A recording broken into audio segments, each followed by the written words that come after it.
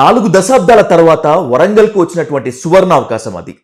వరంగల్కు మాత్రమే కాదు, 40 ఏళ్ల తర్వాత ఓ మహిళకు వచ్చినటువంటి గోల్డెన్ ఛాన్స్ అది.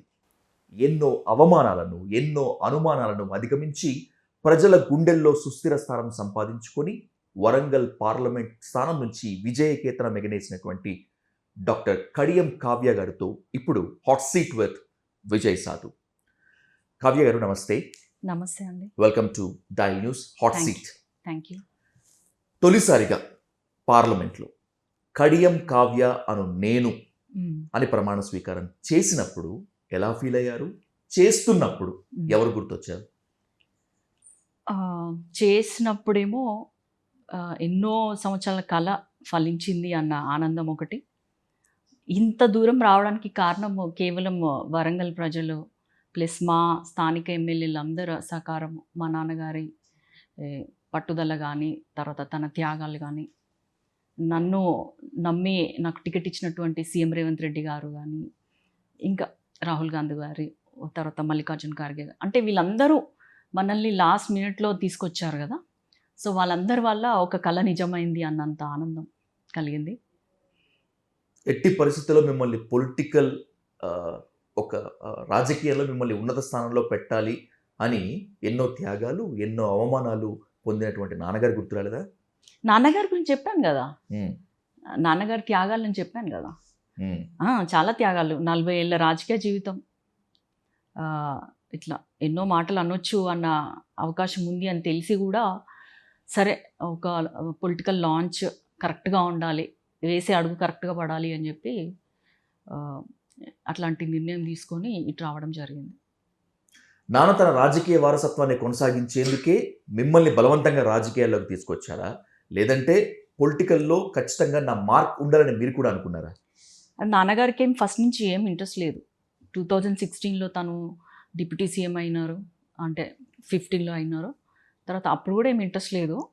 కానీ నేను కంటిన్యూస్గా సోషల్ యాక్టివిటీస్ చేసుకోవడము, ప్రజల మధ్యలో ఉండడము, నా జాబ్ చేసుకుంటూనే సాయంత్రం పూట యాక్టివిటీస్ చేయడము, ఇవన్నీ నాకు ఇంట్రెస్ట్ ఉందని చెప్పి మెల్లమెల్లగా తను మారినారు. నా కోసం ప్రయత్నాలు చేయడం అనేది ఏదైతే చాలా వరకు మీడియాలో, సోషల్ మీడియాలో వచ్చిందో అది నిజం కాదు. కానీ లాస్ట్ మినిట్లో ఏదైతే తను నిర్ణయం తీసుకోవడం జరిగింది, మనకి ఇటు వద్దు, బీఆర్ఎస్ నుంచి వద్దు అని చెప్పి అనుకున్నప్పుడు కూడా ఆ నిమిషం వరకు కూడా మనము ఏం అడుగేయాలి ఏంటి అనేది మా నాన్నగారే ఆలోచించినారు. ఒక సక్సెస్ తోటే మనం ముందుకెళ్ళాలి, అమ్మాయికి లైఫ్ ఇవ్వాలి అన్న ఉద్దేశంతో ఆ నిర్ణయం తీసుకున్నారు. 1984లో అనుకుంటారు, నాకు తెలిసి డాక్టర్ డి కల్పన దేవి గారు వరంగల్ నుంచి కంటెస్ట్ చేసి గెలిచారు యాజ్ అన్ ఎంపీగా. దాని తర్వాత 40 ఏళ్ల తర్వాత మళ్ళీ మీరు సేమ్ డాక్టర్ కడియం కావ్య, ఎక్కడ కూడా నర్వస్ ఫీల్ అవ్వలేదా కంటెస్ట్ చేస్తున్నప్పుడు కానీ ఇంకెప్పుడైనా? నాకు ఏదైతే నేను అంతకుముందు సోషల్ యాక్టివిటీస్ చేసినప్పుడు పబ్లిక్ మీటింగ్స్ కానీ అక్కడ ఇక్కడ నేను మాట్లాడడం జరిగింది కాబట్టి ఆ నర్వస్నెస్ లేదు. అయితే ఇక్కడ డాక్టర్ కల్పనాదేవి గారికి నాకు ఒక అనుబంధం ఉంది.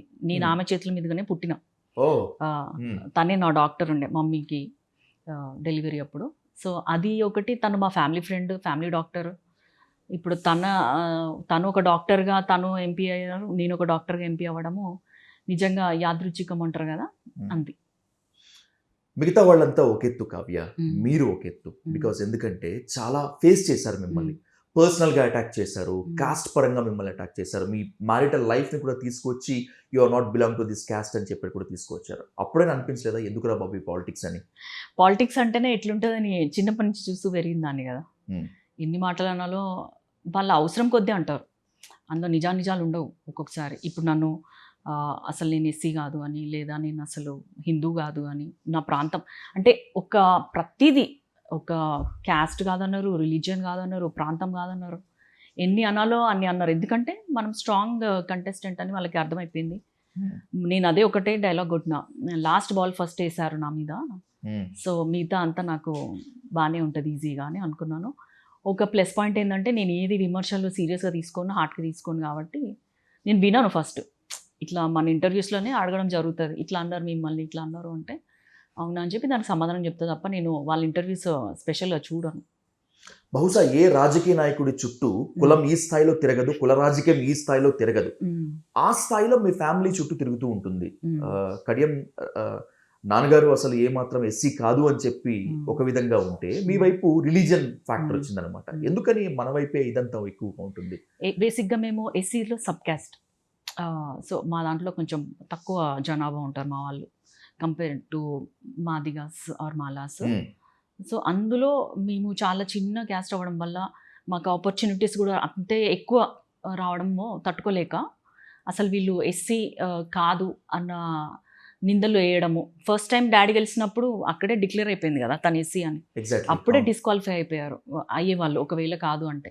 సో అక్కడి నుంచి మొదలైంది డాడీకి. నన్ను ఏదో ఒక విధంగా మాట్లాడాలి కాబట్టి ఇవి వాళ్ళ అస్త్రాల్లాగా వాడుకున్నారు అంతే. దాదాపు నేను గవర్నమెంట్ జాబ్ లేదా నేను చదువుకుంది అంతా కూడా ఎస్సీ దాంట్లో సర్టిఫికేట్ తోటే చదువుకున్నాను. జాబ్ కూడా అట్లనే వచ్చింది నాకు. మిగతా రాజకీయ నేతలు, రాజకీయ పార్టీలు కులం గురించి రాజకీయం చేశాయి, వివాదాస్పద కామెంట్లు చేశాయి అంటే ఒక అర్థం ఉంది. అలాంటిది 40 ఏళ్ల నుంచి రాజకీయంలో ఉన్నప్పటికీ కూడా ఎంఆర్పిఎస్ అధినేత మందకృష్ణ మాదిగ కూడా మిమ్మల్ని టార్గెట్ చేయడానికి ఎలా అర్థం చేసుకోవాలి అసలు? యాక్చువల్లీ ఆయన అంత స్ట్రాంగ్గా ఉంటే కనుక తను ఎమ్మెల్యేగా పోటీ చేసినప్పుడు తనకు డిపాజిట్ కూడా రాలేదు. మా వర్ధన్పేట సైడ్ నుంచే వేశారు. అంటే ఆయనకి క్రెడిబిలిటీ లేదు. ఫస్ట్ ఆఫ్ ఆల్ వాళ్ళకున్న ఎంఆర్పిఎస్ అంతే స్ట్రాంగ్ ఉంటే ఈరోజు సుప్రీంకోర్టు ఏదైతే ఒక ఏమంటారు జడ్జిమెంట్ ఇచ్చిందో దాన్ని ఒక ఎంఆర్పిఎస్ ఒకటే యునైటెడ్గా ఉండేది ఉంటే ఈ పార్టీకి ఒక పెద్ద ఎత్తున ఒక భారీ బహిరంగ సభ అయ్యేది, ఒక విజయోత్సవం చేసుకునేవాళ్ళు. కానీ ఇప్పుడు దాన్ని ముక్కలు చేసింది కాబట్టి ఆ ముక్కలుగానే వాళ్ళు విజయోత్సవ సభలు చేసుకుంటున్నారు. అది ఎందుకు ఫస్ట్ స్టార్ట్ చేసింది ఈయన కదా. అదే 94లో ఒక ఎస్సీ కమ్యూనిటీ నుంచి మా నాన్నగారు మినిస్టర్ ఉన్నారు కాబట్టి అప్పటి నుంచి తన జర్నీ వీళ్ళని సపోర్ట్ చేస్తూనే వచ్చింది. ఇప్పటి వరకు కూడా ఎదిగిన నేతలందరూ కూడా డాడీ సపోర్ట్ తోటే అంటే ముందుకు సాగినారు. ఇప్పటికీ కూడా మేము సపోర్ట్ ఇస్తాము. అయినా కూడా వాళ్ళు ఏం చేస్తారంటే టైం వచ్చినప్పుడు మళ్ళీ మాకు ఎదురు తిరిగి మమ్మల్ని మాటలు అంటారు. అదే క్రెడిబిలిటీ, ఇంటిగ్రిటీ మందకృష్ణ మాదిగ గారికి ఉండేది ఉంటే ఇప్పుడు ఎంఆర్పిఎస్ ఇట్లా చీలికలు పేలికలుగా ఉండేది కాదు, ఒక యునైటెడ్ ఆర్గనైజేషన్గా ఉండేది. ఆయన మీద నమ్మకం లేకనే అనేక విభాలుగా అంటే విడిపోయినారు. సేమ్ కామెంట్ కూడా ఆయన మందకృష్ణ మాదిగ మీ మీద చేస్తున్నారు. ఎంఆర్పిఎస్ ఉద్యమంలో చీలికలకు నాన్నగారు చాలా కీలకం అని చెప్పి, and by the same way అసలు రిజర్వేషన్స్ గురించి, క్లాసిఫికేషన్ గురించి, దళితుల గురించి మాట్లాడే అర్హత శ్రీహరి గారి ఫ్యామిలీకి కానీ మీకు కానీ లేదు అని చెప్పి. ఆయనకుందా మరి? ఆయనకుందా? ఏ రోజు కూడా ఒక ఏమంటారు గవర్నమెంట్ కూడా ఆయన సపోర్ట్ చేయలేదు. కాంగ్రెస్ వచ్చినప్పుడు కాంగ్రెస్కి అగెన్స్ట్ చేస్తాడు, బీఆర్ఎస్ వచ్చినప్పుడు బీఆర్ఎస్కి అగెన్స్ట్ చేస్తాడు. ఎందుకంటే అదే ఆయన జీవన విధానం, అదే ఆయన అస్తిత్వం అనమాట. ఏంటంటే వాళ్ళకి సపోర్ట్ చేయకుండా ఒక బ్లాక్మెయిల్ ఇది ఆర్గనైజేషన్ లెక్క నడిపిస్తుంటాడు దాన్ని. ఎందుకంటే ఆయన పబ్బం గడవాలంటారు కదా, ఆ టైప్ అనమాట. 18 లక్షల పైచీలకు ఉన్నటువంటి వరంగల్ పార్లమెంట్ స్థానంలో ఖచ్చితంగా బీజేపీ గెలిచి తీరుతుంది అని చెప్పి ఆ టైంలో సర్వే సంస్థలు చెప్పాయి, మీడియా కూడా కూసింది. కట్ చేస్తే దాంట్లో 2,20,000 పైచీలకు ఓట్లతోటి మీరు గెలిచారు. ఏంటి ఆ ఫార్ములా? అసలు ఏం ఫాలో అయ్యారు అసలు? యాక్చువల్లీ బీజేపీకి అంత లేదు, ఓన్లీ అర్బన్ ఏరియాస్లో ఉండే. ఏదైతే అది ఫాల్స్ ప్రొపగండా అనమాట. ఏంటంటే వాళ్ళు అట్లా ప్రచారం చేసుకున్నారు. ఎందుకంటే ఆపోజిషన్లో ఉన్న బీజేపీ క్యాండిడేట్ బాగా వెల్ ఆఫ్, సో బాగా సోషల్ మీడియా మీద ఖర్చు పెట్టుకున్నారు వాళ్ళు. ఇట్లాంటి లేనిపోని ఫేక్ సర్వీస్ చెప్పించుకోవడము, మేమే గెలుస్తున్నామని ఒక ఫాల్స్ పబ్లిసిటీ చేసుకోవడము అని చేస్తున్నారు. కానీ గ్రౌండ్ లెవెల్లో కడియం శ్రీహరి అంటే ఏంటి అనేది 40 ఏళ్ళ రాజకీయ జీవితం వరంగల్ నుంచి మొదలుపెట్టిన కడియం శ్రీహరి అంటే ఏంది అనేది ప్రతి ఒక్కరికి తెలుసు. అక్కడ నన్ను పలకరించడానికి లేదా నాకు సపోర్ట్ ఇస్తున్నామని చెప్పడానికి వచ్చిన వాళ్ళందరూ కూడా మా నాన్నగారు ఏదో ఒక విధంగా ఎక్కడో ఒక చోట పరిచయము, మాకు సార్ అంటే తెలుసు, సార్ ఎట్లాంటి వారు తెలుసు అని చెప్పి ప్రజలకి తెలుసు. నమ్మకము ఎప్పుడైనా కరెక్ట్ తీర్పు ప్రజలు ఇస్తారు. సో ఆ విధంగా వాళ్ళు కడియం శ్రీహరి గారిని నమ్మినారు. కడియం కావ్య కూడా మంచి పనులు చేస్తుంది అని నమ్మినారు కాబట్టి అంత మెజారిటీ ఇచ్చి గెలిపించారు. పేరుకే దళిత నేత, కానీ వరంగల్ జిల్లాలో ఏ ఇతర దళిత సామాజిక వర్గానికి చెందినటువంటి ఎవరిని కూడా ఎదగనివ్వలేదు, తొక్కేశారు అనేటువంటిది కడియం శ్రీహరి గారికి ఉన్నటువంటి చెడ్డ పేరు. ఇప్పుడు ఒకళ్ళు తొక్కేయడానికి ఏముండదు. ఎవరి అవకాశాలు వాళ్ళకు ఉంటాయి, ఎవరి తెలివితేటలు వాళ్ళకు ఉంటాయి, ఎవరి ఇంటెలెక్చువాలిటీ వాళ్ళకు ఉంటుంది. కడియం శ్రీహరి గారు ఒక ఏమీ లేని నిరుపేద దళిత కుటుంబంలో 10 మంది సంతానంలో ఒక వ్యక్తిగా ఎదిగినారు. ఇప్పటికీ మా ఫ్యామిలీలో కొందరు మా మేనత్తలు కానీ కష్టం చేసుకొని బతుకుతారు వాళ్ళు. ఉమ్, అంత అంత తెలివి ఉంటే అంతగానం సంపాదించుకోవడం కానీ, లేదా ఇంకా ఏమంటారు సెంట్రల్ దాంట్లోనే తను రాజకీయాలు చేసేవారు కదా, స్టేట్లో చేస్తున్నారు ఇప్పుడు. ఉమ్, కేవలము ఇట్లా నిందలు వేయడానికే ఇది. దళిత వ్యక్తి కానీ నాకు ఎప్పుడు ఒకటే మాట చెప్తారు, వ్యక్తుల కంటే వ్యవస్థ ముఖ్యం. కాబట్టి మనం ఒక వ్యక్తికి సాయం చేయడం కాదు, ఒక వ్యవస్థని మార్చాలి, ఒక వ్యవస్థని పైకి తీసుకురావాలి అన్నట్టు మాట్లాడతారు. కాబట్టి అట్లా ఎవరిని అనగదొక్కాల్సిన అవసరం కడియం శ్రీహరికి లేదు, కడియం కావ్యకి లేదు. ఎన్నో ఏళ్లుగా మీరు సోషల్ యాక్టివిటీస్లో ఉన్నారు. పాలిటిక్స్లోకి వచ్చి అంటే డైరెక్ట్ పాలిటిక్స్లోకి వచ్చి కొద్ది కాలమే అయింది. ఈ అవమానాలు, ఈ అనుమానాలు, లేనిపోని మాటలు ఇవంతా కూడా ఎలా అనిపిస్తుంటాయి విన్నప్పుడల్లా? ఇప్పుడు సీక్వెల్స్ ఉంటాయి కదా సినిమాలకి, అట్లా నేను చిన్నప్పటి నుంచి 7th నుంచే మా నాన్నగారు రాజకీయాల్లో ఉన్నారు కాబట్టి ఏమేమి జరగవచ్చు అనేది అన్నీ నేను కళ్ళారా చూసిన. మనతోటే ఉంటూ మనకు ఆపోజిట్గా టికెట్ తీసుకొని పోటీ చేసే వాళ్ళు ఉంటారు, లేదా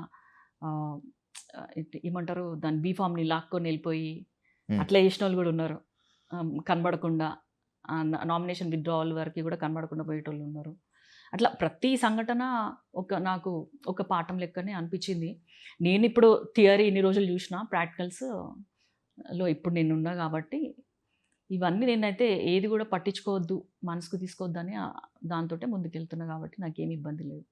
బీఆర్ఎస్ని వదులుకొని కావ్య తప్పు చేసింది, మంచి ఫ్యూచర్ ఉండేది, కాంగ్రెస్ని ఎంచుకొని బ్లండర్ మిస్టేక్ చేసింది అనేటువంటిది బీఆర్ఎస్కి సన్నిహితులు కావచ్చు, లేకపోతే మీ ఫ్యామిలీకి సన్నిహితులు కావచ్చు, చాలామంది అంటున్నారు. నిజంగా అట్లాంటిది ఏమైనా ఫీలింగ్ ఉందా? అట్లాంటి ఫీలింగ్ ఏం లేదు.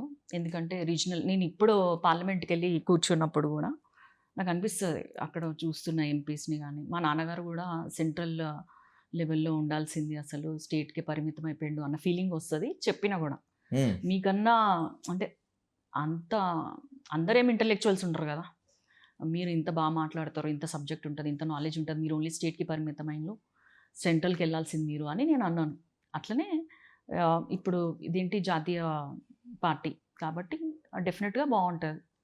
ఇప్పుడు పార్లమెంటేరియన్గానే బాగుంటుంది కదా, మనము అన్నిటికీ ఎక్స్పోజ్ అవుతాము. జాతీయ స్థాయిలో ఉండాల్సిన స్కీమ్స్ కానీ, లేకపోతే ఎక్కువ మందికి సేవ చేసే అవకాశం కానీ ఒక పార్లమెంటేరియన్గా కూడా ఉంటుంది.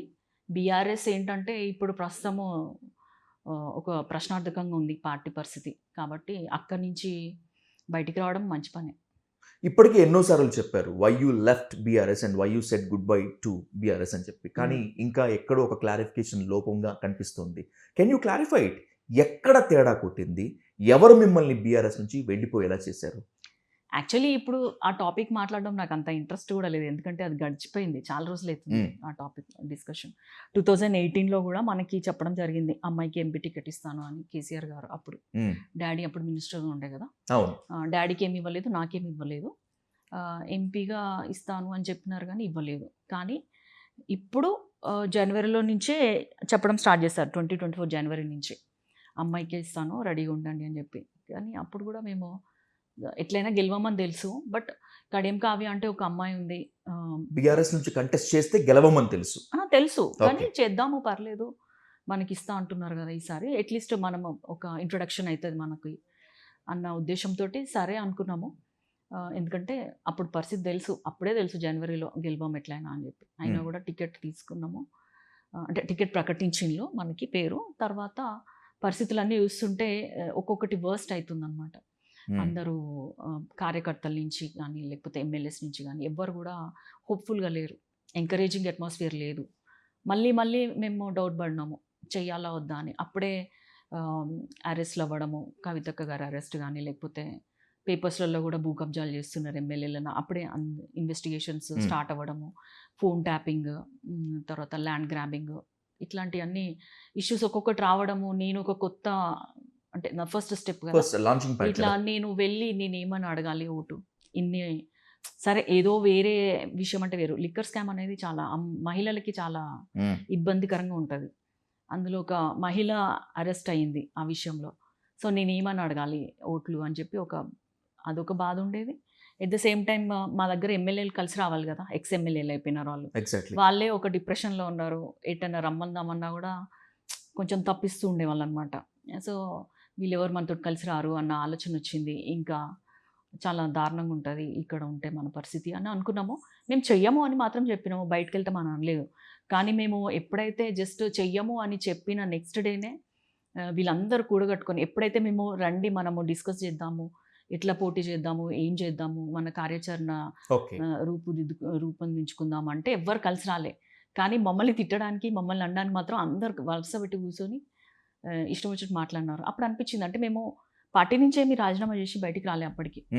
ఓన్లీ మాకు టికెట్ వద్దని చెప్పినాము. అని చెప్పినందుకు వాళ్ళు పెద్ద ఎత్తున మా మీద ఏదైతే కడుపులో ఉందో అది బయటికి అనేసారు. ఎంపీ టికెట్ మీకు ఇచ్చారు కాబట్టి మీరు కాబట్టే ఆ ఉమ్మడి వరంగల్ జిల్లాలో లేకపోతే వరంగల్ జిల్లాలో ఉన్నటువంటి బీఆర్ఎస్ నేతలంతా కూడా సహకరించలేదా? మీరు కాకుంటే ఇంకెవరికైనా సహకరించి ఉండేవాళ్ళ? వాళ్ళకి ఎవరికి ఇచ్చిన ఇంట్రెస్ట్ లేదు. ఎందుకంటే వాళ్ళు అప్పుడే 10 ఏండ్లు అధికారంలో ఉండి సడన్గా పడిపోయినట్టు అయిపోయింది వాళ్ళ పరిస్థితి. సో వాళ్ళ డిప్రెషన్‌లోనే వాళ్ళున్నారు. ఇప్పుడు సుధీర్ కుమార్ అని వేరే అతనికి ఇచ్చినా కూడా అవును. ఆయనకు కూడా పెద్దగా ఏమీ సహకరించలేదు వాళ్ళు. ఏదో అంటే ఎలక్షన్స్ అంటే ఎలక్షన్స్ లాగా జరిగిపోయినాయి తప్ప ఎవరు కూడా ఏమంటారు మీదేసుకొని చేయలేదు. కావ్య అంటే ఇప్పుడు కడియం శ్రీహరి ఒక్కడే గెలిచిండు, మేమందరం ఓడినాము అన్నది ఒక ఫీలింగ్. మళ్ళీ వీళ్ళదే పెత్తనం అవుతుంది, వీళ్ళింట్ల నుంచే మళ్ళీ ఇంకో టికెటా అని ఒక అక్కసు ఇవన్నీ బయట పెట్టినారు. మాకు కూడా మంచిగా అనిపించలేదు. అవసరం లేదు, మీ టికెట్ వద్దు, మీ పార్టీ వద్దు అని అనుకున్నాం. ఓకే. కాంగ్రెస్‌లో జాయిన్ అవుదామనే బీఆర్ఎస్‌కి గుడ్ బై చెప్పారా? లేకపోతే అప్పుడు బీఆర్ఎస్‌కి ఏం గుడ్ బై అనుకోలేదు చెప్పిన ఇంకా. తర్వాత కాంగ్రెస్ ఇన్వైట్ చేసిందా? అవును. బీఆర్ఎస్‌కి ఫస్ట్ టికెట్ వద్దనుకున్నాము. వీళ్ళు బయటకొచ్చారు. తర్వాత మళ్ళీ కాంగ్రెస్ వాళ్ళు వచ్చి మనల్ని ఇన్వైట్ చేశారు. అంతే. నాకు మాత్రమే కాదు చాలా మందికి అర్థం కానటువంటి ప్రశ్న, కడియం శ్రీహరి గారి పైన ఒక రేంజ్‌లో ఎగిసిపడినటువంటి రేవంత్ రెడ్డి, అసలు దళితులు కాదు, రిజర్వేషన్ ఫలాల్ని అనుభవించి తేరగా దొబ్బితిన్నాడు అనేటువంటి పదాలు వాడినటువంటి రేవంత్ రెడ్డికి అప్పటిదాకా శత్రువుగా కనిపించినటువంటి కడియం ఫ్యామిలీ ఉన్నట్టుండి అంత ప్రేమ ఎట్లా పుట్టుకొచ్చేసింది? యాక్చువల్లీ రేవంత్ రెడ్డి గారు మా మీద ఎక్కువ ఏం అనలేదు. ఆయనకి ఎప్పుడైనా మా మీద చాలా ప్రేమ ఉంది. మీ మీద ఏ స్థాయిలో ప్రేమ ఉందనేటువంటిది వీడియో బైట్ సాక్షిగా ఎంఆర్పిఎస్ అధినేత మందకృష్ణ మాదిగ ప్రెస్ మీట్ లో వినిపించారు. కొన్ని ఏమి ఉంటాయంటే పార్టీ విధానాలు ఉంటాయి, పార్టీ ఇన్స్ట్రక్షన్స్ ఉంటాయి. సో దాన్ని ఫాలో అవ్వాల్సి వస్తుంది ఒక పార్టీలో ఉన్నప్పుడు. సో ఆ విధంగా తను అనుండొచ్చు. కానీ ఆయనకి ఎప్పుడైనా మేము బీఆర్ఎస్లోకి వచ్చినప్పుడు కూడా ఒక టీవీ ఛానల్లో కూర్చొని మీరు మళ్ళీ ఆలోచించుకోండి, మీకు ఆడపిల్లలు ఉన్నారు, మీరందరూ పిల్లలన్నా చెప్తారు మీకు, మీరు బీఆర్ఎస్కి వెళ్ళొద్దు అని ఆ టైంలో కూడా చెప్పినారు. మరి అది ఏంటంటే ఆయనకి ఇప్పటికీ కూడా మేమంటే చాలా అభిమానము. మొన్న అందరూ అనుకుంటొచ్చు కడియం శ్రీహరి వేరే వాళ్ళని వద్దని చెప్పేసి ఇటు వచ్చేసిండు అని. కానీ ఆయన పెద్ద బహిరంగ సభ పెట్టినాము ఫస్ట్ మీటింగ్ రేవంత్ రెడ్డి గారితో వరంగల్లో పెడితే, ఆయన స్వయంగా ఒక సీఎం స్థాయిలో ఉండి కూడా ఆయనేం రాలేదు, మేమే ఆహ్వానించినాము అని చెప్పడం జరిగింది. ఆయనకి ముందు నుంచి కూడా డాడీ అంటే చాలా అభిమానము, ప్రేమ. ఇప్పటికీ కూడా ఏదైనా మీటింగ్స్లో వెళ్ళినప్పుడు కంపల్సరీ పక్కన కూర్చోబెట్టుకుంటారు. ఇద్దరు కలిసి టీడీపీలో పనిచేసినటువంటి అనుభవం ఉంది కదా, ఆ సాన్నిహిత్యం ఉంది కదా. నిజమే, మీరు చెప్తున్నట్లు ఆ స్థాయిలో గౌరవం ఇవ్వటము ముఖ్యంగా ఇంపార్టెంటే. అన్నింటికి మించి చాలా విమర్శ ఎదుర్కొంటూ ఉంటారు మీరు. అంటే కడియం ఫ్యామిలీకి కావాల్సింది పవర్. ఏ పార్టీ పవర్లో ఉంటే వీళ్ళు అక్కడికి వెళ్ళిపోతారు, దానికి వెళ్ళిపోయేందుకు కారణాలు చెప్తారు అని చెప్పి ఈ ఇబ్బంది కనుక అనిపించట్లేదా? అట్లా పార్టీ పవర్లో ఉన్నదంటే మేము ఎప్పటి నుంచో పోవాల్సి ఉండే. కానీ 10 years అసలు మేము పవర్లో లేడు డాడీ టీడీపీలో ఉన్నప్పుడు. కానీ ఎప్పుడైతే వరంగల్లో కూడా చాలా పెద్ద ఎత్తున తెలంగాణ ఉద్యమం నడుస్తుంది 2013 ఆ టైంలో, అప్పటి వరకు కూడా 2004 నుంచి 3 వరకు అసలు ఏ పదవిలో లేడు డాడీ. అయినా టీడీపీని అంటుపెట్టుకునే ఉన్నాం మేము. మేమేం వెంటనే పార్టీ మారలే. అప్పటికి చాలాసార్లు పిలవడం జరిగింది బీఆర్ఎస్, కానీ అంటే టీఆర్ఎస్, కాంగ్రెస్ పిలిచినా కూడా పోలేదు. ఎందుకంటే వీళ్ళు టీడీపీ నుంచి వచ్చిన బ్యాచ్ అంటేనే బాగా సిన్సియర్గా డిసిప్లిన్డ్గా ఉంటారు పాత నేతలందరూ కూడా. అందులో డాడీ కూడా ఒకరు. తర్వాత 10 ఏళ్ళు ఖాళీగా ఉన్నా ఎటు వెళ్ళలేదు. కానీ 2013లో ఎలాంటి అవసరం వచ్చిందంటే ప్రతి గల్లీలో క్యాండిల్స్ పట్టుకొని తిరిగారు, మాకు తెలంగాణ కావాలి. ప్రతి చోట ఎక్కడో చోట అమరవీరులు అవుతూ ఉన్నారు తెలంగాణ పిల్లలు. సో ఒక నాయకుడు ఎప్పుడైనా ప్రజల అభిష్టాన్ని చూస్తూ నడవాలి. సో 10 ఏళ్ళు కూడా వీళ్ళు రాజీనామాలు చేయడము, పోటీలు ఉప ఎన్నికలు తెచ్చుకోవడం, ఇదంతా కామన్ అయిపోయింది బీఆర్ఎస్లో. కానీ ఒక 10 years తర్వాత ప్రతి ఒక్కరికి తెలంగాణ కావాలనేది చాలా బలంగా అర్థమైంది. వాళ్ళు చేసే ఉద్యమాలు కానీ, ధర్నాలు కానీ, తర్వాత మానవహారాలు, తర్వాత అన్ని ఉద్యోగ సంఘాలు ప్రతి ఒక్కరూ కోరుకున్నారు. కాబట్టి ఒక నాయకుడిగా నేను కూడా వాళ్ళ అభిష్టం మేరకు నడుచుకోవాలని చెప్పి అప్పుడు వచ్చినారు బీఆర్ఎస్కి. కానీ వెంటనే మేము ఒక 10 ఏళ్ళు అసలు ఎలాంటి పదవుల్లో మేము లేము. కానీ ఇటు రాగానే మనకి ఎంపీగా ఇచ్చారు. తర్వాత ఇటు డిప్యూటీ సీఎం అయినారు. అట్లా మీకు కాంగ్రెస్ నుంచి ఎంపీ బీఫామ్ ఇచ్చినటువంటి తర్వాత గెలిస్తే మహా అయితే ఒక 30,000 మెజారిటీతో బయటపడుతుందేమో అనేటువంటి ఒక అనుమానం. కట్ చేస్తే ఇందాక చెప్పుకున్నట్లుగానే 18 లక్షల పైచిలుకు ఓట్లు ఉన్నటువంటి వరంగల్ పార్లమెంట్ స్థానం నుంచి మీ రికార్డ్ మెజారిటీ 2,20,000 పైన. How can it be possible? బీఆర్ఎస్లో మీకు సహకరించిన నేతల్ని ఇలా సహకరింపజేశారా, లేకపోతే కాంగ్రెస్లో సహకరించరు అనుకున్న క్యాడర్ మొత్తాన్ని ఏం చేస్తే, ఏం మాయ చేస్తే ఈ స్థాయి మెజారిటీ వచ్చింది? ఒకటి మాయ అట్లా ఏం లేదు. కడియం శ్రీహరి అంటే ఓన్ చేసుకున్నారు ఫస్ట్ కాంగ్రెస్లో కూడా. ఎందుకంటే మన ఎమ్మెల్యేలు అందరూ కూడా చాలా ఉత్సాహంగా ఉండే, చాలా కష్టపడ్డారు, నాకంటే ఎక్కువ కష్టపడ్డారు. ప్రతి ఎమ్మెల్యే 7 నియోజకవర్గాల్లో డాడ్తో సహా చూసుకుంటే. సరే, కొత్త పాత కలయిక అనేది కార్యకర్తల స్థాయి నుంచి వచ్చింది. ప్రతి ఎమ్మెల్యే ఇబ్బందులు ఫేస్ చేస్తున్నారు. అంటే నా ఒక్క విషయం అని కాదు, పార్టీలో కొత్త పాత వాళ్ళని అడ్జస్ట్ చేసుకోవాలంటే కష్టం కదా, అదొకటి. తర్వాత ప్రజలకి కడియం శ్రీహరి మీద ఇది మచ్చలేని నాయకుడు, ఏదన్నా అవుతుందంటే అవుతుంది అంటాడు, లేదంటే లేదంటాడు, కానీ ఏ పనికి కూడా పైసలు తీసుకోడు. అందరికీ తెలిసిన వ్యక్తి కదా, 30 ఏళ్ళ నుంచి తాను ఏంటో తెలుసు. ఆయన బిడ్డ వస్తుందంటే ఆమె కూడా అదే స్థాయిలో పనిచేస్తుంది అన్న నమ్మకం బేసిక్గా ప్రజలు, మనం ఎన్ని చేసినా ఏది చేసినా కూడా ప్రజల్లో నమ్మకం లేదంటే మాత్రం ఖచ్చితంగా ఓటయ్యారు. లేదు, ఇప్పుడు మనకి రేవంత్ రెడ్డి గారు 3 సార్లు రావడం జరిగింది, ఎమ్మెల్యేలు అంత కష్టపడినారు, కార్యకర్తలు కూడా ఓన్ చేసుకున్నారు. కడియం శ్రీహరి కూడా మావాడు అని చెప్పి ఓన్ చేసుకున్నారు. ఇదే ప్రాంతం నుంచి వచ్చిన వ్యక్తి కాబట్టి. అసలు డాడీ అప్పుడు బీఆర్ఎస్ నుంచి డాడీ ఎమ్మెల్యేగా గెలిచినారు కదా, జస్ట్ 8,000 ఓట్లతో గెలిచినారు, అంత కాంగ్రెస్ గాలిలో కూడా. కానీ మళ్ళీ మాకు అదే గన్పూర్ నుంచి మాకు ఆల్మోస్ట్ 57,000 మెజారిటీ వచ్చింది. అంటే ప్రతిసారి కూడా కడియం శ్రీహరి గారిని నమ్మిండ్రు ప్రజలు. పనులు చేస్తాడు, మేధావి, మంత్రిగా కూడా ఏదైనా చేసిందంటే అప్పుడు డెవలప్మెంటల్ యాక్టివిటీస్ అప్పుడే ఉన్నాయి అని నమ్మినారు. కాబట్టి మా వెంట ఉండి మమ్మల్ని అంత మెజారిటీతో గెలిపించారు. ఇంకొకటి, బీఆర్ఎస్ వాళ్ళు కనుక కరెక్ట్గా వాళ్ళ పార్టీ కోసం వాళ్ళు పనిచేస్తే నాకు ఇంకెక్కువ మెజారిటీ వచ్చేది. వాళ్ళు లోపాయికారు ఒప్పందం చేసుకున్నారు బీజేపీ క్యాండిడేట్ తోటి, ఎందుకంటే ఆయన కూడా బీఆర్ఎస్ నుంచి వెళ్ళిపోయిన క్యాండిడేటే కాబట్టి. అట్లా వాళ్ళకి కొన్ని లావాదేవీలు ఉన్నాయి, వాళ్ళు అట్లా అంతర్లీనంగా వర్కప్ చేసుకున్నారు. కాబట్టి 2 lakhs వచ్చింది, లేకపోతే మనకి ఇంకొంచెం ఎక్కువ వచ్చేది. సో బీఆర్ఎస్ వాళ్ళు లోపాయికారి ఒప్పందం చేసుకోవడం వల్లే మెజారిటీ తగ్గిందా? మా సీఎం గారు అన్నారు కదా, ఓన్లీ మా నియోజకవర్గం అనే కాదు, అసలు ఎందుకు ఒక్క సీటు కూడా రాలేదు. 11 ఎంపీ స్థానాలు ఉండే కదా లాస్ట్ టైం. అవును. అట్లాంటిది ఒకటి 0 ఎందుకు వచ్చింది అంటే, మా సీఎం గారు అదే చెప్పినారు, అవయదానం చేసిండు బీజేపీకి, తన బాడీలో పార్ట్స్ అన్ని ఇచ్చేసిండు, వాళ్ళకి మొత్తం సరెండర్ అయిపోయిండు అని చెప్పేసి. అందుకే ఇప్పుడు అసలు ఫర్ ఎగ్జాంపుల్ హరీష్ రావు గారి నియోజకవర్గంలో సిద్దిపేటలో ఎప్పుడైనా 50,000కి తక్కువ ఉండదు. అట్లాంటిది చాలా తక్కువ మెజారిటీ తోటి 5,000 6,000 తోటో బయటపడినారు బీఆర్ఎస్ వాళ్ళు. ఓన్లీ వాళ్ళ నియోజకవర్గం ఒకటి, కేసీఆర్ గారి నియోజకవర్గము, అక్కడే బీఆర్ఎస్కి కొంచెం లీడ్ వచ్చింది. మిగతా అన్ని చోట్ల కూడా కాంగ్రెస్ కానీ బీజేపీకి కానీ లీడ్ వచ్చింది కదా. ఓకే, బీజేపీకి బీఆర్ఎస్ బి టీం అని కొందరంటారు. అతి త్వరలో బీజేపీలో బీఆర్ఎస్ విలీనం కాబోతుంది అని చెప్పి చాలా మంది అంటారు. రీసెంట్గా సీఎం రేవంత్ రెడ్డి గారు కూడా ఒక బాంబు పేల్చారు. ఢిల్లీ లెవెల్లో చెప్పండి, నిజంగా అలాంటి ప్రయత్నాలు జరుగుతున్నాయా, లేకపోతే కాంగ్రెస్ బీజేపీ కలిసి బీఆర్ఎస్ మీద చేస్తున్న మైండ్ గేమ్ ఇది? బీఆర్ఎస్ ఇప్పటికిప్పుడు తన అస్తిత్వాన్ని కాపాడుకోవాలి. ఫస్ట్ క్యాడర్ లేదు గ్రౌండ్ లెవెల్లో, సంస్థాగత నిర్మాణం అంటాం. నాయకులే వెళ్ళిపోయారు, క్యాడర్ మాత్రం చాలా బలంగా ఉందని చెప్పి అంటున్నారు. అదే మరి, క్యాడర్ బలంగా ఉన్న ఓట్లు పడాలి కదా. మరి కొన్ని నియోజకవర్గాల్లో, అంటే చాలా నియోజకవర్గాలలో ఎందుకు 3rd ప్లేస్కి వెళ్ళింది? ఇప్పుడు ఓట్లు వేయించేది ఎవరు? కార్యకర్తలే వెళ్ళి ఊర్లలో వెళ్ళి మోటివేట్ చేసి ఓట్లు వేయిస్తారు. ఎగ్జాక్ట్లీ. అట్లాంటి పరిస్థితులలో కూడా 3వ స్థానం వచ్చింది చాలా చోట్ల బీఆర్ఎస్.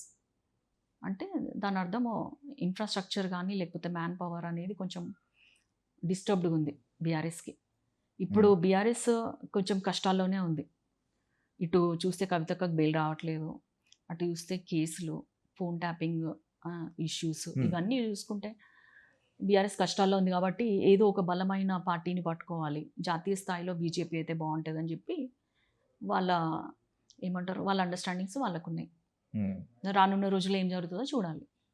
40 ఏళ్ల తర్వాత మీకు వచ్చినటువంటి గోల్డెన్ ఆపర్చునిటీ, మీకు మాత్రమే వచ్చిన గోల్డెన్ ఆపర్చునిటీ ఇది. ఖచ్చితంగా ఒక మార్క్ ఉండేందుకు మీరు ప్రయత్నిస్తారు. No doubt it all. Warangal parliament నుంచి మంచి హామీలు కూడా ఇచ్చారు. ఐటీ హబ్ చేస్తారండి, ఇండస్ట్రియల్ క్యారిడర్ చేస్తారండి, వరంగల్లో శిథిలావస్థలో ఉన్నటువంటి అండర్ గ్రౌండ్ డ్రైనేజ్ని బాగు చేస్తారని చెప్పి. ఇప్పుడున్న పరిస్థితుల్లో హామీలను నిలబెట్టుకున్నటువంటి సాధ్యమేనా? చాలా సాధ్యమే. ఎందుకంటే నేను ఏదైతే ప్రామిసెస్ చేసినో అవన్నీ కూడా సీఎం రేవంత్ రెడ్డి గారు కూడా చాలా ఏమంటారు సిన్సియర్గా ఎఫర్ట్స్ పెడుతున్నారు అవి అవ్వడానికి. ఫర్ ఎగ్జాంపుల్, నేను మొన్న నా మేడెన్ స్పీచ్, ఫస్ట్ స్పీచ్ పార్లమెంట్లో వెల్నెస్ సెంటర్ కావాలని అడగడం జరిగింది. లక్కీగా వెల్నెస్ సెంటర్ కూడా అప్రూవ్ అయింది మనకి వరంగల్లో. సో అది నా ఫస్ట్ అచీవ్మెంట్ అని నేను అనుకుంటాను. సో గుడ్ బిగినింగ్ అంటారు కదా, గుడ్ స్టార్ట్. సో అట్లా ఇంకొకటి ఎయిర్పోర్ట్ కావాలి మాకు. సో దానికి కొన్ని ఇష్యూస్ ఉన్నాయి, అది అవుతుంది. తర్వాత టెక్స్టైల్ పార్క్స్కి కూడా మళ్ళీ మనం రివ్యూ మీటింగ్స్ పెట్టుకోవడం, మాస్టర్ ప్లాన్ వరంగల్కి చేసుకోవడము, తర్వాత అన్ని విధాలుగా డెవలప్ చేసుకోవాలి వరంగల్ని అన్న ఉద్దేశంతో. తర్వాత మనకు ట్రైబల్ యూనివర్సిటీ ఉంది, ఇట్లా అక్కడ ఇంకా కొన్ని కోర్సెస్ రావాలి. నాకు అర్థమైంది ఏంటంటే ఒక ఎంపీ స్థాయి వ్యక్తి ఎంత బలంగా ఇది కావాలని అడిగితే ఖచ్చితంగా సెంట్రల్ నుంచి కూడా మనకు వస్తుంది. అట్లా కొందరు ఎంపీస్ బాగా కష్టపడతారు. నేను అక్కడికి వెళ్ళి చూస్తే అర్థమైంది. కంటిన్యూస్గా గెలిచిన వాళ్ళు ఉన్నారు, 4 times 5 times 6 times. ఎందుకంటే అంత డెడికేటెడ్గా పనిచేస్తారు వాళ్ళు. సో మనం దలుచుకుంటే, మనం ఎంత యాక్టివ్గా ఉంటే మనకు వచ్చేవి కూడా అంత యాక్టివ్గా ఇంప్లిమెంట్ అవుతాయి. ఇంకోటి అండర్ గ్రౌండ్ డ్రైనేజ్ సిస్టమ్ కూడా కంప్లీట్ చేయాలన్న ఉద్దేశంతో మన కాంగ్రెస్ గవర్నమెంట్ ఉంది, ఇటు మా ఎఫర్ట్స్ కూడా అంతే ఉన్నాయి. ఇండస్ట్రియల్ హబ్ చేయాలి, తర్వాత ఎడ్యుకేషనల్ హబ్. ఆల్రెడీ మనది మెడికల్ హబ్ లెక్క చేసేస్తున్నాం. ఎందుకంటే మనది 24 story బిల్డింగ్ కడుతున్నాం గవర్నమెంట్ వరంగల్లో. పక్కనే MCH సెంటర్ అంటే MGM ఉంది, తర్వాత ఇట్లా ఐ హాస్పిటల్ ఉంది. ఇట్లా ఒక కాంప్లెక్స్లోనే within 5 kilometers రేడియస్లో ఇదంతా జరుగుతుంది. సో ప్రతి దాంట్లో కూడా ఇంట్రెస్ట్ చూపిస్తున్నారు, కంప్లీట్ చేయాలి, ఒక టార్గెట్ పెట్టుకుంటున్నాము. రెగ్యులర్గా రివ్యూ మీటింగ్స్ అవుతున్నాయి, స్టేటస్ అప్డేట్స్ తెలుసుకుంటున్నాం. సో ఖచ్చితంగా అవుతాయి. నిమ్స్ హాస్పిటల్ తర్వాత, ఉస్మానియా దవాఖానా తర్వాత ఆ స్థాయిలో పేరున్నటువంటి దవాఖానా వరంగల్ MGM. పేరు మాత్రమే గొప్ప, అక్కడ ఉన్నటువంటి సౌకర్యాల మొత్తం అంతా కూడా దిబ్బ అనేటువంటి పేరు ఉంది. నేను కూడా కొన్ని సందర్భాల్లో వెళ్ళి చూశాను. కావ్య గారు, MGM మీద స్పెషల్ ఫోకస్ ఏమైనా పెడుతున్నారా? What is your action plan on MGM?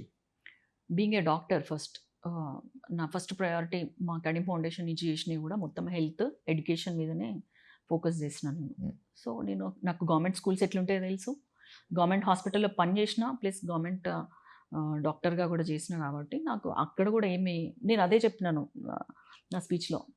మనము చాలా హాస్పిటల్స్ పెంచడానికి ట్రై చేస్తాం, అది కాదు, ఉన్నది క్వాలిటీ మెయింటైన్ చేయాలి. ఒక పాయిజనింగ్ కేసు వచ్చిందంటే అక్కడ ట్రీట్మెంట్ చేయాలి కనీసం మినిమం.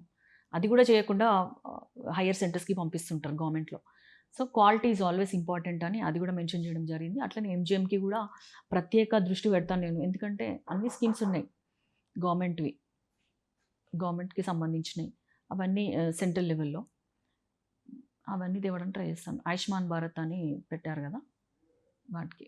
వరంగల్ MGM మీద ఒక ఆరోపణ ఉంది. అంటే వరంగల్ చుట్టుపక్కల ప్రాంతాల్లో ఉన్నటువంటి ప్రైవేట్ హాస్పిటల్స్ మాఫియా మొత్తం అంతా కూడా MGMని డెవలప్ కానివ్వకుండా ఒక మాఫియా పనిచేస్తుంది అని ఒక ఆరోపణ ఉంది.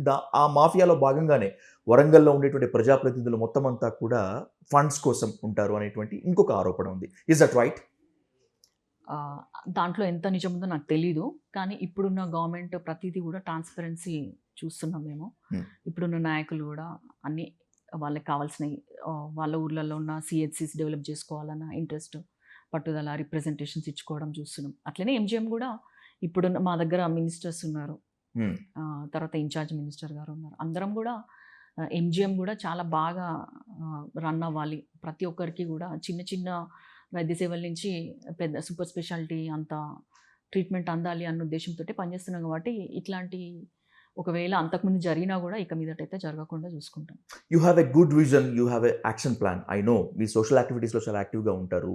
మీ మనస్సాక్షి ఏంటో నాకు తెలుసు. ఉమ్, వరంగల్ గురించి చెప్పుకోవాల్సి వచ్చినప్పుడు వరంగల్ ఉద్యమాల కిల్ల, పూరిటి గడ్డ, పివి నరసింహారావు లాంటి రాజకీయ ఉద్దండునే పార్లమెంట్కి పంపించినటువంటి ఉమ్, స్థానం అది. ఇదంతా ఓకే, చెప్పుకోవడానికి బాగుంటుంది. Warangal people are so sophisticated, very cultured, but not leaders.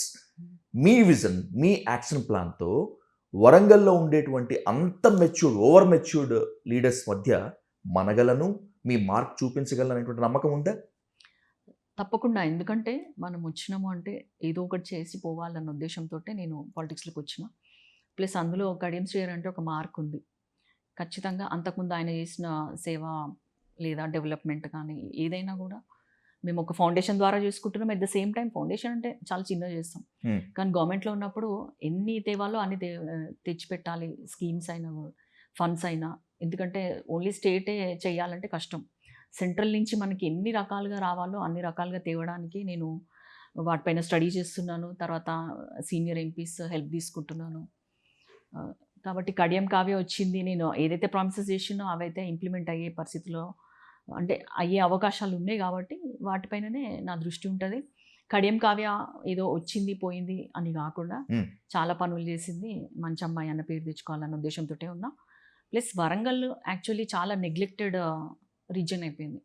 Next Hyderabad అంటున్నారు కానీ మాట వరుసకి అది 10 ఏళ్ళ నుంచి అట్లా గడిచిపోయింది. మా వరంగల్ ప్రాంతాన్ని 6 ముక్కలు చేయడమే చాలా బాధాకరమైన విషయం. అప్పుడు 6 జిల్లాలు చేశారు కదా. సో ఎట్లా అభివృద్ధి అవుతుంది? చిన్న చిన్నవి అభివృద్ధి అవుతున్నారు కానీ ఏమాత్రం అభివృద్ధి కాకుండా వెనకబడిపోయింది. సో మనకి అన్నీ ఉన్నాయి. ఒక సింగరేణి ఉంది, తర్వాత గోదావరి వాటర్ ఉంది, తర్వాత ఖనిజ సంపదలు ఉన్నాయి, అడవి ఉంది, సమ్మక్క సారక్క ఉంది, రామప్ప యునెస్కో గుర్తింపు, ఇట్లా చెప్పుకుంటూ పోతే ఒక మెడికల్ కాలేజ్ ఉంది, ఇంజనీరింగ్ కాలేజెస్ ఉన్నాయి, ఎన్ఐటి ఉంది, ఎన్నో ఉన్నాయి. వరంగల్ ప్రాంత వాసుల బాధ మాత్రమే కాదు, వరంగల్ అంటే కాస్త ప్రేమ ఉన్నటువంటి మాలాంటి వాళ్ళ కూడా బాధ కూడా అది. అన్నీ ఉన్నాయి కానీ అల్లుడి నోట్లోనే శని ఉంది అంటున్నాను. అందుకే ఇప్పుడు అల్లుడిని నెట్టేసి నేను చూసుకుంటా, అన్ని వచ్చేటట్టు నేను చూసుకుంటాను. ఇప్పుడు ఆ నమ్మకం నాకుంది. వరంగల్ బిడ్డనా గుంటూరు కోడలా మీరు? ఇంతకీ వరంగల్ బిడ్డనే, ఎప్పటికైనా ఓరుగల్ బిడ్డని. సో ఏది ఏమైనప్పటికీ వరంగల్ని అభివృద్ధి చేయాలి అనేటువంటి మీ మార్క్ ఖచ్చితంగా అభినందించాలి. మీకే కాదు, వరంగల్ అంటే నాకు మస్తు ఇష్టం. ఎందుకంటే మీరంటే మీరు అక్కడే పుట్టిండ్రు పెరిగిండ్రు, అక్కడే జాబ్ చేశారు, ఇప్పుడు డెఫినెట్ గా అక్కడ ఎంపీ కాబట్టి మీకు అసలు వరంగల్, మాది వరంగల్ అనగానే మనసులో ఇట్లా ఆనందం వచ్చేస్తుంది, కనెక్ట్ అయిపోతాం ఈజీగా.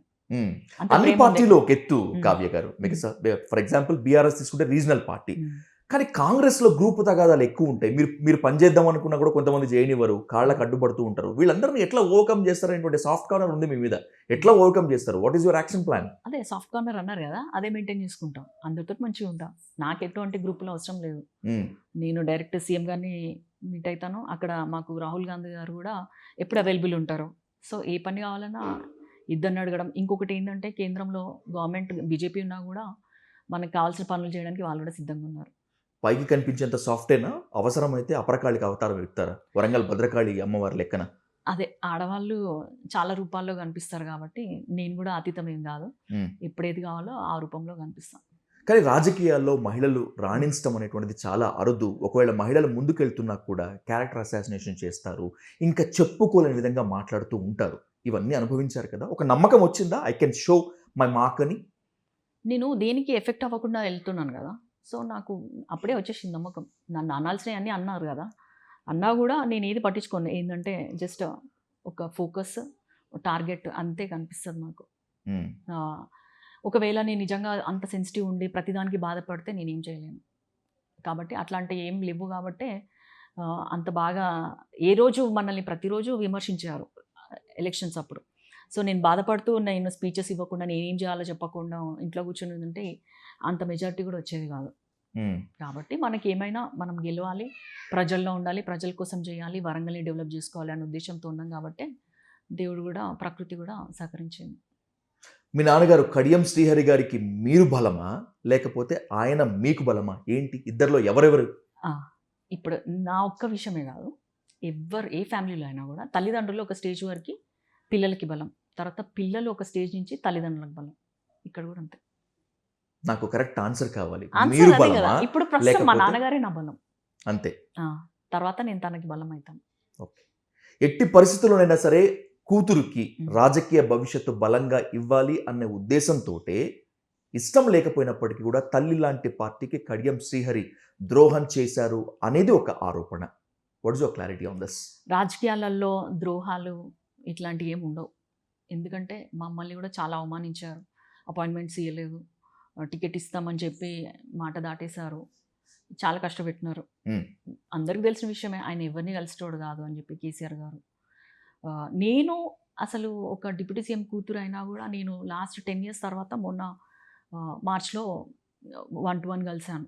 అదే రేవంత్ రెడ్డి గారు ఇప్పుడు నాకు ఇవాళ మార్నింగ్ కూడా రాఖీ కట్టి వచ్చిన. అంటే అంత ఏమంటారు, ఈజీగా అప్రోచ్ అవ్వడము, అంత అప్రోచబుల్ ఉండాలి నాయకులు అంటే. మన బాధలు చెప్పుకోవాలి, కానీ మనకి డోర్లు వేసేసి వాళ్ళకి టైం వచ్చినప్పుడు, వాళ్ళకి అవసరం వచ్చినప్పుడు మనల్ని గుర్తు చేసుకున్నారు తప్ప అక్కడ ద్రోహం చేసింది ఏమున్నది? కడియం శ్రేణిని వాళ్ళు కూడా వాడుకున్నారు. ఎందుకంటే అప్పుడు రాజయ్య గారిని బర్తరఫ్ చేసినప్పుడు మాదిగలు కానీ లేకపోతే ఎస్సీస్ కానీ విమర్శించొద్దు, ఎవరిని పెడితే విమర్శించరు, ఎవరిని పెడితే కామ్గా ఉంటారు అంటే కడియం శ్రీహరి అయితే అందరూ ఒప్పుకుంటారు అన్న ఉద్దేశంతో ఆయనని తీసుకొచ్చినారు తప్ప కడియం శ్రీహరికి రాగానే ఎమ్మెల్యే టికెట్ ఇచ్చి మినిస్టర్ని చేయలేదు. వాళ్ళ అవసరం కోసమే అప్పుడు కూడా వాడుకున్నారు. సెకండ్ టైం అందుకే పక్కన పెట్టినారు కదా. కడియం శ్రీహరి అన్ని మా వరంగల్ ఇట్లా చేయొద్దు, ఈ పని చేయండి, ఈ పని చేయండి అని ఏదైనా సలహాలు ఇస్తే వాళ్ళకి నచ్చదు. వాళ్ళు పక్కనే ఏమైనా వాళ్ళు చెప్పింది వినేటోళ్ళే కావాలి, మనకి గొంతుకుండొద్దు. సో అన్ని అవమానాలు భరించి కూడా బయటకు వచ్చినాం అంతే తప్ప మమ్మల్ని బాగా చూసుకొని పంపించిన పార్టీ ఏం కాదు అది. ఓకే. కడియం శ్రీహరి అంత నిజాయితీ పరుడైతే స్టేషన్ గన్పూర్ ఎమ్మెల్యేగా ఉన్నారు, అది కూడా ఇప్పుడు బీఆర్ఎస్ ఎమ్మెల్యేగా. వై కాంట్ హీ రిజైన్ అని పార్టీ నుంచి వస్తున్న డిమాండ్. రిజైన్ చేస్తారా, చేయాలన్నటువంటి ఆలోచన ఏమన్నా వచ్చిందా? ఇప్పుడు ఒకటి ఏంటంటే, ఒకవేళ ఉప ఎన్నిక వచ్చినా కూడా నేను పోటీ చేయను అంటున్నారు మా నాన్నగారు. ఓకే. అంటే హీఈస్ నాట్ దట్ మచ్, అంటే లైక్ ఏదో నాకు కావాలి పదవి అన్న ఉద్దేశంలో లేడు. ఏంటంటే అవకాశం ఇచ్చినారు కాబట్టి నేను ఏదైనా చేసి చూపెట్టాలి, లేదా ఒకవేళ నాకు రేపు పొద్దుగాల కోర్టు కేసు ఉంది కాబట్టి ఏమన్నా అయినా కూడా ఇట్స్ ఓకే, బట్ ఆ పీరియడ్ వరకైనా నేను ఏదైనా చేసి చూపెట్టాలి అన్న ఉద్దేశంతో ఉన్నారు. ఇన్ కేస్ మెంబర్ ఆఫ్ పార్లమెంట్గా మీరు ఓడిపోయి ఉండుంటే ఏంటి పొజిషన్? నా డాక్టర్ పని నేను చేసుకునేదాన్ని. రాజకీయాల నుంచి వెళ్ళిపోయేవాళ్ళ? అంటే టైం బీయింగ్కి సోషల్ యాక్టివిటీస్ చేసుకుంటూ రాజకీయాల్లో ఉంటూ, అప్పుడు నేను గవర్నమెంట్ జాబ్ చేసిన, రిజైన్ చేసిన కాబట్టి ఇప్పుడు ప్రైవేట్ చేసేదాన్ని. ఈ ఎంపీ టర్మ్ అయిపోయిన తర్వాత పూర్తి స్థాయి పాలిటిక్స్లో ఉంటారా కావ్య, లేదంటే కనుక మళ్ళీ ప్రాక్టీస్ పైన ఏమన్నా ఫోకస్ పెట్టే ఛాన్స్ ఉందా? సోషల్ యాక్టివిటీస్తో పాటు ఇంకేమైనా ఉంటుందా? డెస్టినీ అనేది ఎట్లా ఉంటుందో నేను చెప్పలేను, బట్ పాలిటిక్స్లో ఉండాలి, ప్రజల మధ్యలో ఉండాలన్న కోరిక మాత్రం బలంగా ఉంది కాబట్టి డెఫినెట్గా పాలిటిక్స్లో ఉంటాం. Right, let's conclude with one important question. ఎలాగైనా మీకు పొలిటికల్ ప్లాట్ఫామ్ ఇచ్చి తీరాల్సిందే అని చెప్పి ఇందాక చెప్పుకున్నట్లుగానే నాన్నగారు కడియం శ్రీహరి ఎన్నో అవమానాలు భరించారు, ఎన్నో మాటలు పడ్డారు, ఒప్పుకుంటాను. నువ్వేం చేస్తావో నాకు తెలియదు, ఎలాగైనా సరే నాకు పొలిటికల్ ప్లాట్ఫామ్ నువ్వు ఉండగా ఇవ్వాల్సిందే, ఇచ్చి తీరాల్సిందే అని ఇంత సాఫ్ట్గా కనిపిస్తున్నటువంటి కడియం కావ్య నాన్నగారి దగ్గర అపరకాళిక అవతారం ఎత్తి బ్లాక్మెయిల్ చేశారు కాబట్టే ఈ స్టేజ్కి తీసుకొచ్చారా? నోవే. అసలు మా డాడీ తోటి మేము ముగ్గురం అమ్మాళ్ళం, గర్ల్సే. సో ఏదైనా కొంతసేపు అలుగుతాం, ఒక అరగంట అలుగుతాం లేదా ఏడుస్తాం అంతే తప్ప ఖాళీ కళ్ళు అయిపోయి తండ్రి దగ్గర అట్లా ఉండదు, మా దగ్గర అట్లా లేదు. చాలామంది అదే అడుగుతున్నారు నన్ను, మీరే బాగా పట్టుబట్టినారంట కదా అంటే, అసలు అట్లా లేదు. పట్టుబట్టి ఉంటే 2018లోనే నేను ఏదో ఒకటి పొజిషన్లో ఉండేదాన్ని బీఆర్ఎస్ నుంచే. కానీ అట్లా మనకి అప్పుడు మా నాన్నగారు ఒకటే మాట చెప్తారు, అవకాశాలు రావచ్చు రాకపోవచ్చు, 40 ఏళ్ళు ఉన్న వాళ్ళకు కూడా రాజకీయాలలో చిన్న సర్పంచ్ కూడా ఛాన్స్ ఇవ్వకపోవచ్చు, లేదా సడన్గా రావచ్చు. కాబట్టి రాజకీయాలు నీకు ఇంపార్టెంట్ కాదు, ఫస్ట్ నీ జాబ్ నువ్వు చేసుకోవాలి అని దాంతో నన్ను ట్రైన్ చేసి వచ్చారు. ఎప్పుడు కూడా నాకు 100% హోప్ ఎప్పుడు ఇవ్వలేదు. కాబట్టి డాడీని ఫోర్స్ చేసింది అనేది అబద్ధం. 7 అసెంబ్లీ నియోజకవర్గాలు ఉన్నటువంటి మీ పార్లమెంట్ కాన్స్టిట్యున్సీలో ఎన్నో ఆక్రమణలు ఉన్నాయి అనేటువంటిది ప్రధాన ఆరోపణ మాత్రమే కాదు, ఎన్నో సందర్భాల్లో కూడా బయటకు వచ్చాయి.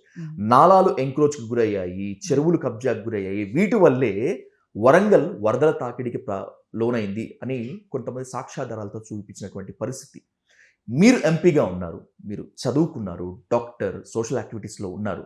అలాంటి ఎంక్రోచ్మెంట్స్ పైన ఒక స్పెషల్ డ్రైవ్ ఏమన్నా తీసుకునేటువంటి ఛాన్స్ ఉందా? యాక్చువల్లీ సీఎం గారు కూడా చాలా స్ట్రిక్ట్గా ఉన్నారు. ఎవరైనా సరే కొన్ని కూల్చివేతలు కూడా అయినాయి మా దగ్గర. మ్మ్. ఇట్లా రోడ్ మీదకి రావడం, పెద్ద పెద్ద మాల్స్ ని కూడా ఎక్కడైతే ఎంక్రోచ్మెంట్స్ అయినాయో అక్కడ కూల్చివేయడం చేశారు. రానున్న రోజులలో కూడా వాటిపైన యాక్షన్ ప్లాన్ ఉంటుంది. Politics apart, criticising apart, whatever it may be, ఇందాక చెప్పుకున్నట్లుగా 40 ఏళ్ల తర్వాత వరంగల్కి వచ్చినటువంటి గోల్డెన్ ఛాన్స్, మహిళా ఓటర్లు ఎక్కువగా ఉన్నటువంటి మీ పార్లమెంట్ కాన్స్టిట్యున్సీలో ఖచ్చితంగా మహిళలకు అన్యాయం జరిగితే వాళ్ళు కులాలకు అతీతంగా, మతాలకు అతీతంగా ఎవరైనా కూడా యాజ్ అన్ వరంగల్ ఎంపీగా మాత్రమే కాకుండా బీయింగ్ యాజ్ ఉమెన్గా మీ దగ్గరికి వస్తే న్యాయం చేస్తారు, న్యాయం జరుగుతుందనే నమ్మకం మహిళలకి ఇస్తారా? ఒకటి వరంగల్ జిల్లా అనే కాదు, నాకు వేరే జిల్లాల నుంచి కూడా ఫోన్లు వస్తుంటాయి. అది ఆడవాళ్ళనే కాదు, మగవాళ్ళు కూడా చేస్తుంటారు ఏదైనా ఇబ్బందుల్లో ఉంటే. సో వాళ్ళకి ఏంటంటే కావ్యకైతే ఏమైనా చేస్తుంది అన్న నమ్మకం ఉన్నప్పుడు ఖచ్చితంగా వాళ్ళకి నేను ఫాలో అప్ చేస్తున్నా. కొన్ని సమస్యలు ఉన్న వాటి కాడ పోలీసులతో మాట్లాడడం కానీ అట్లా చేయడం జరుగుతుంది. కాబట్టి నేను ముందు నుంచి కూడా కడెం ఫౌండేషన్ ద్వారా చేసింది మహిళలకే కాబట్టి మహిళలకి ఎప్పుడైనా కూడా నేను ముందుంటాను. ఏ సమస్య వచ్చినా కూడా వాళ్ళకి వెంట ఉండి తీర్చడానికి ప్రయత్నిస్తున్నాను. నాన్నగారు ఇప్పుడు బీఆర్ఎస్లో ఉన్నట్ల, కాంగ్రెస్లో ఉన్నట్ల? మీరంటే కాంగ్రెస్ ఓకే, మీ నాన్నగారు కడియం శ్రీహరి గారు బీఆర్ఎస్లో ఉన్నట్ల, కాంగ్రెస్లో ఉన్నట్ల? ఇప్పుడైతే కాంగ్రెస్లో ఉన్నట్టే. అంతేనా? కానీ ఈ ఆఫీస్లో ఎక్కడా కూడా కాంగ్రెస్కి సంబంధించిన దాఖలాలు కానీ ఎక్కడ కానీ ఏం కనిపించలేదు నాకు. అంతా కేసీఆర్ గారితో దిగిన ఫోటోలు, బాబాసాహెబ్ అంబేద్కర్ ఫోటో మాత్రమే ఉంది. అంటే ఏంటి, వాట్ డస్ ఇట్ మీన్? టెక్నికల్గా ఎక్కడ ఎవరికి దొరకకూడదు అని చెప్పి ఇంత జాగ్రత్తలో ఉన్నారా?